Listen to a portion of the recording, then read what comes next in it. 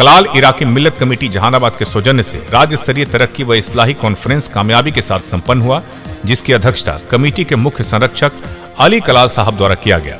Committee के द्वारा अली कलाल साहब को उनकी पूरी जिंदगी कलाल बिरादरी को वक्फ कर दिया गया, इसलिए कमेटी के द्वारा उन्हें सपासनामा देकर सम्मानित किया गया।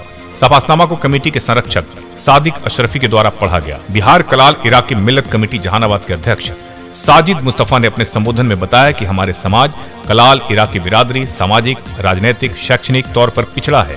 सादिक अशरफी ने अपने संबोधन में समाज के उत्थान के लिए शैक्षणिक क्षेत्र में काम करने की बात कही। सादिक अशरफी ने कलाल इराकी बिरादरी को शैक्षणिक, सामाजिक, आर्थिक विकास कैसे हो, इस पर अपनी बात रखी। सभा को संबोधित करने वालों में रांची से जकी अहमद साहब, दिल्ली से मिनहाजुल रशीद साहब, नवादा से जकी अहमद साहब, जमुई से महबूब आलम साहब, मोतिहारी से फखार आलम, उड़ीसा से वदूद आलम साहब, पटना से जाहिद अख्तर साहब, कल्पा से सबा करीम साहब, गया से तमीम हम्बल साहब, साथ ही कमेटी के सभी सदस्यों ने कॉन्फ्रेंस को कामयाब बनाने में अदा करने वालों में कमेटी के उपाध्यक्ष फजल इमाम साहब, डॉक्टर मकसूद साहब, कमेटी के संयुक्त सचिव सिराजुद्दीन सालिक, मास्टर शाहिद साहब, कमेटी के खजांची इकबाल अहमद, कमेटी के सभी एक्टिव मेंबर मोहम्मद सरवर साहब, मोहम्मद असलम साहब, मकसूद साहब, नौशाद अहमद हुसैन, रहमान राशिद कमाल ने अहम भूमिका निभाई। कार्यक्रम में स्वागत भाषण सभा के सचिव आरिफ हुसैन साहब द्वारा किया गया। कमेटी के संरक्षक सादिक अशरफी द्वारा सपासनामा पढ़कर जनाब अली कलाल साहब को दिए गए। कॉन्फ्रेंस को कामयाब बनाने में कमेटी के संरक्षक आशिक रसूल साहब, महबूब आलम साहब, कपील साहब, हैदर इमाम साहब ने मिलकर कॉन्फ्रेंस को कामयाब बनाया। एसके मिर्जा, ईशा न्यूज़ के लिए। हमारे बिहार में जो कलाल इराकी बिरादरी है, इसकी आबादी लगभग 15 लाख पूरे बिहार में है, लेकिन वो सामाजिक तौर पे, आर्थिक तौर पे और शैक्षणिक तौर पे तीनों क्षेत्र में हम पिछड़े हुए हैं। सरकार का ध्यान हमारे ऊपर कहीं भी नहीं है।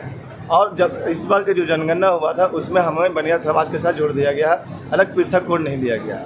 तो इससे कॉन्फ्रेंस के जरिए मैं सरकार तक भी और अपने आवाम तक भी ये बात पहुंचाना चाहता हूं कि हमें अलग पृथक कोड दिया जाए, और जो भी सरकारी योजना आता है जिसमें हमारे समाज को छोड़ दिया जाता है, उस योजना का लाभ भी हमें दिया जाए। कॉन्फ्रेंस में कहाँ से लोग आए हैं? कॉन्फ्रेंस में हमारे यहाँ उड़ीसा, बंगाल, झारखंड और बिहार के कई जिले से लोग आए हैं। क्या कहना चाहेंगे आप सरकार? हम सरकार से कहना चाहते हैं कि जिस तरह से और लोगों को और समाज को देखते हैं, उसी तरह से हमारे समाज को भी देखा जाए। हमें अलग पृथक कोड दिया जाए जो आर्थिक जनगणना में हो, क्योंकि जाति सर्टिफिकेट बनाने में हम लोगों को बहुत दिक्कत हो रही है। इसलिए हम चाहते हैं कि हमें अलग पृथक कोड दिया जाए। गैर राजनीतिक है ये। राजनीतिक में अभी लाने के लिए गवर्नमेंट से लेकर के पूरे तरीके से हम लोगों को तैयार नहीं किया, क्योंकि हमारा नाम ही नहीं लिखा है सही ढंग से। हम राजनीतिक में कैसे हैं? मुझे छांटने का सबसे बेहतरीन तरीका यही रखा है सरकार ने कि मुझे हिंदू बनिया में रखा है, और उसमें कलाल इराकी का कहीं पर इनरोलमेंट नहीं किया गया। उसके लिए हम लोगों ने एक दरख्वास्त पूरे तरीके से पटना के चीफ मिनिस्टर वगैरह को भी दे के रखा है। उसकी सुनवाई अभी नहीं हुई है, और बहुत सारे लोगों ने भी मेरा साथ दिया, दूसरे लोगों ने, कि इनका भी नाम अलग होना चाहिए, जो अभी तक नहीं हो सका। हम लोग सियासी तौर पर, इक़्तिसादी तौर पर, पूरे तरीके से तालीमी तौर पर इसीलिए हम लोग पिछड़े हैं। जो बच्चा हमारा मेडिकल में, इंजीनियरिंग में आसानी से कामयाबी हासिल कर सकता था, उसको वो किसी भी तरीके से मुराद हमको हासिल नहीं हो रहा है। जाति प्रमाण नहीं बनने की वजह से एडमिशन में भी नुकसान हो रहा है। इसलिए लोगों को एकजुट कर करके हम बचाना चाहते हैं कि हमारी शक्ति क्या है, हम कुछ भी कर सकते हैं अगर हमारी बात को नहीं मानी गई।